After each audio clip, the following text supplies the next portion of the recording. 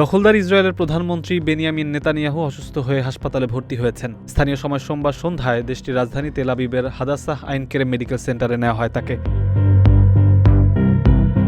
তাকে হাসপাতালে নিয়ে যাওয়া হয়েছে বলে হিব্রু গণমাধ্যমে খবর প্রকাশিত হওয়ার পর প্রধানমন্ত্রীর কার্যালয় থেকে একটি বিবৃতিও জারি করা হয়েছে। বিবৃতিতে বলা হয়, মূলত দাঁতের চিকিৎসার জন্য নেতানিয়াহুকে ওই হাসপাতালে নেওয়া হয়। ৭৬ বছর বয়সী এই প্রধানমন্ত্রীর স্বাস্থ্য সাম্প্রতিক সময়ে বড় আলোচনার বিষয় হয়ে উঠেছে, কারণ কয়েকটি ঘটনার মাধ্যমে তার স্বাস্থ্য সংক্রান্ত তথ্য জনসাধারণের কাছ থেকে গোপন রাখার অভিযোগ উঠেছে এবং এ নিয়ে তিনি সমালোচনার মুখে পড়েছেন। এর ফলে ইসরায়েলের অনেকের মধ্যে প্রধানমন্ত্রীর সামগ্রিক স্বাস্থ্য নিয়ে ব্যাপক জল্পনা কল্পনার সৃষ্টি হয়েছে। গত মাসে নেতানিয়াহু সামাজিক যোগাযোগ মাধ্যমে এক দীর্ঘ পোস্টে জানান, তিনি সম্প্রতি হাদাসাহ মেডিকেল সেন্টারে প্রোস্টেটের ম্যালিগন্যান্ট টিউমারের জন্য সফলভাবে অস্ত্রোপচার করেছেন। ইরান যুদ্ধে যেন এটি ইসরায়েলের বিরুদ্ধে প্রচারণার কাজে ব্যবহার করতে না পারে, সেই কারণে তিনি বিষয়টি জনসমক্ষে আনেননি বলে দাবি করেন। তবে কবে রোগ নির্ণয় হয়েছিল, কবে চিকিৎসা শুরু করেছিলেন বা কবে শেষ হয়েছে এসব বিষয়ে নির্দিষ্ট কিছুই জানাননি।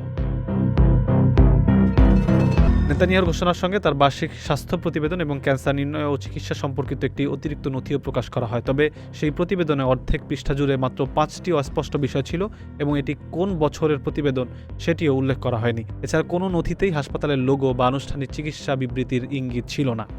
নেতানিয়াহুর শরীরে 2023 সালের জুলাই একটি পেসমেকার বসানো হয়েছিল। এছাড়া 2024 সালের মার্চে তার হার্নিয়ার অস্ত্রোপচার এবং 2024 সালের ডিসেম্বরে প্রোস্টেট অপসারণের অস্ত্রোপচার হয়।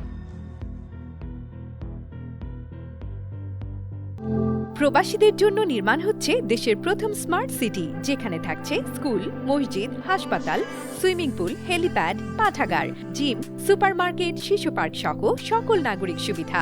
মাত্র 30 লাখ টাকা বিনিয়োগে মিলছে আকর্ষণীয় ফ্ল্যাট। প্লাটিনাম ইনভেস্টরদের জন্য ঢাকা বিমানবন্দরে ভিআইপি প্রোটোকল সুবিধা। বিস্তারিত জানতে যোগাযোগ করুন স্ক্রিনে দেয়া হোয়াটসঅ্যাপ অথবা ইমো নাম্বারে।